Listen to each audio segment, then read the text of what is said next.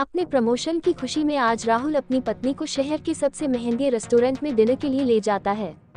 दोनों आज बहुत खुश है क्योंकि राहुल की आज पगार 1 लाख रुपए महीना हो गई है, पहले जो 80,000 रुपए महीना थी। आज राहुल की पत्नी स्वाति की खुशी का कोई ठिकाना नहीं है। आखिर उसको खर्च करने के लिए अब और पैसे मिलेंगे। आज वह कुछ ज्यादा ही सज संवर कर देने के लिए आई है।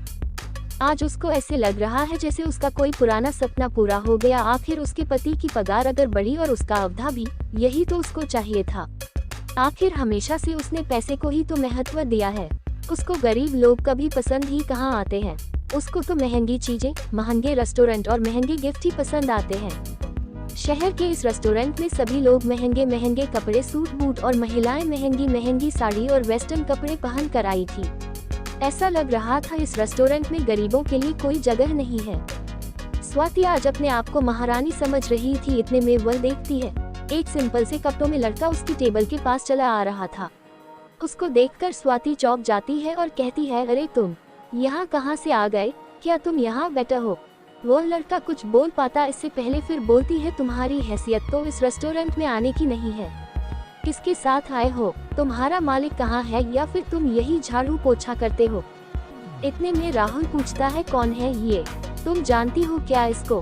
स्वाति कहती है, नहीं, मेरे घर के पास रहता था, बहुत गरीब है इसलिए मैंने पूछा यहाँ कैसे आने मिल गया। वह लड़का वहाँ से जाने लगता है। इतने में स्वाति उससे जोर से बोलती है, अरे कम से कम बताते तो जाओ, यहाँ करते क्या हो? हम कल फिर आएंगे। फिर तो नहीं, यही दिख जाएगा। लड़का मुस्कुराता है और कहता है, तुम आज भी नहीं बदली, पहले भी पैसों पर मरती थी, आज भी पैसों पर मरती हो। अच्छा हुआ जो तुम मेरी जिंदगी में नहीं हो। ये लड़का स्वाति का पहला प्रेमी था, सौरभ, जो उससे बहुत प्यार करता था, पर गरीब होने की वजह से स्वाति ने उसको छोड़ दिया और राहुल से शादी कर ली।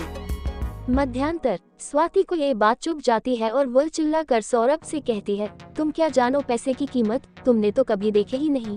तुम तो हमेशा गरीबी में रहे हो और हमेशा गरीबी में रहोगे। जिसके पास पैसा नहीं होता है उसके पास कुछ नहीं रहता। खैर छोड़ो, मैं तुम जैसे भिखारी से पैसों की बात क्यों करूं? इस रेस्टोरेंट से तुम जल्दी जाओ, मेरा वक्त बर्बाद मत करो। ये बात सुनकर सौरभ बाहर जाने लगता है। इतने में उस रेस्टोरेंट का मैनेजर आकर स्वाति से कहता है, आप प्लीज इस रेस्टोरेंट से बाहर निकल जाएं। आप यहाँ पर खाना नहीं खा सकते। क्यों नहीं खा सकते खाना? हमारे पास पैसे हैं, फ्री में खाने थोड़ी आए हैं। तुम्हारी हिम्मत कैसे हुई यह कहने की? हो कौन तुम? स्वाति चिल्ला के मैनेजर से बोलती है। होटल मैनेजर स्वाति से बोलता है, प्लीज हम आपसे रिक्वेस्ट कर रहे, आप यहाँ से चले जाएंगे। अब आप यहाँ खाना नहीं खा सकते। देखते ही देखते कुछ बाउंसर उस टेबल के पास आ जाते हैं। ऐसा लग रहा था अगर अब स्वाति फिर चिल्लाती है तो दोनों को यह बाउंसर बाहर फेंक देंगे। इतने में सौरभ मैनेजर से कहता है, अरे इस सब की कोई जरूरत नहीं है, इनको शांति से खाना खाने दो और उसके बाद इन दोनों से बिल मत लेना। और हाँ, ये ध्यान रहे अगली बार ये दोनों यहाँ ना आने पाए। स्वाति ये देखकर चौंक जाती है। वह मैनेजर सौरभ की बात इतनी आसानी से कैसे मान लेता है? वह आश्चर्यचकित होकर मैनेजर से कहती है, कौन है यह आदमी जिसकी बात तुमने इतनी आसानी से मान ली? मैम, आपको नहीं पता ये कौन है? उनका यह अकेला होटल नहीं है, उनके 10 होटल और इस शहर में है।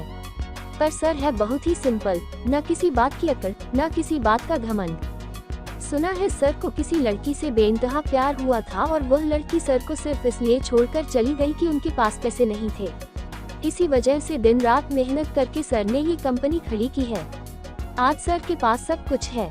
ये बात सुनकर स्वाति मन ही मन सोचने लगी, जिस आदमी को मैंने पैसे के लिए छोड़ा, आज वह आदमी किसी राजा से कम नहीं है। आज उसके पास सब कुछ है और मैं 1 लाख की पगार में खुशी मना रही हूँ। सौरभ आज करोड़ों कमा रहा है। अगर मैं सौरभ के पास वापस चली जाऊँ तो क्या गलत है?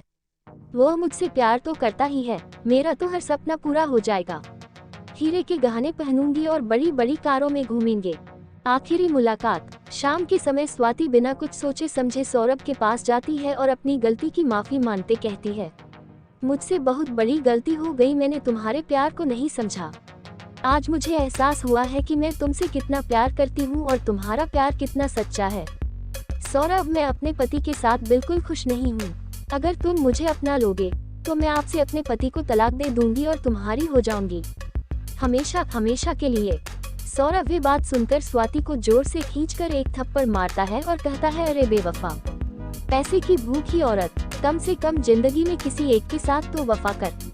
कल तूने मुझे पैसों के लिए छोड़ा था और सिर्फ आज पैसों के लिए तुझे मुझ में प्यार दिख रहा है। जब मैं सिंपल कपड़े पहने तेरे सामने आया तो तूने फिर मेरा मजाक उड़ाया। अगर तुझे मुझसे प्यार था तो पहले ही अच्छे से बात करती ना। मुझे तो वेटर समझकर गाली दी तूने। स्वाति जोर जोर से रोने लगती है और कहती है मुझे माफ कर दो, मुझे माफ कर दो, मैं तुम्हारे बिना जी नहीं सकती, प्लीज अपना लो मुझे, प्लीज अपना लो मुझे। सौरभ स्वाति से कहता है याद है तुमको, मैं भी उस दिन तुम्हारे सामने ऐसे ही रो रहा था, अपने प्यार की दलीलें दे रहा। मुझे इस बात का दुख कम है कि तुम मेरी नहीं हो पाए और इस बात का दुख ज्यादा है कि तुम सिर्फ पैसों की भूखी हो। मैंने ऐसी बेवफा लड़की से प्यार किया जिसकी सोच इतनी गंदी है। भगवान का शुक्र है उस वक्त मेरे पास पैसे नहीं थे, नहीं तो तुम्हारा ये घिनौना रूप मैं कभी देख नहीं पाता। अब मेरे घर से निकल जाओ, नहीं तो मैं धक्के मार कर बाहर फिकवा दूंगा और तुम्हारे पति को तुम्हारी सारी सच्चाई बता दूंगा। ये सुनकर स्वाति रो रो कर वहाँ से चली जाती है और दोबारा कभी मुड़कर नहीं देखती है। दोस्तों, आपको बेवफा की लव स्टोरी कैसी लगी? यह कहानी उस लड़की की है जो हमेशा अपनी जिंदगी में सिर्फ पैसों को ही महत्व देती है। आज के समय में ऐसे कई उदाहरण देखने को मिलते हैं। हम ये भूल जाते हैं कि वक्त सबका बदलता है और हमको पैसे के लिए अपने रिश्ते नहीं बदलना चाहिए। प्यार हमेशा सच्चा और दिल से करना चाहिए, तभी हम अपने जीवन को सफल बना सकते हैं। आपको हमारी यह कहानी बेवफा लव स्टोरी इन हिंदी कैसी लगी? हमें कमेंट करके जरूर बताएं। धन्यवाद।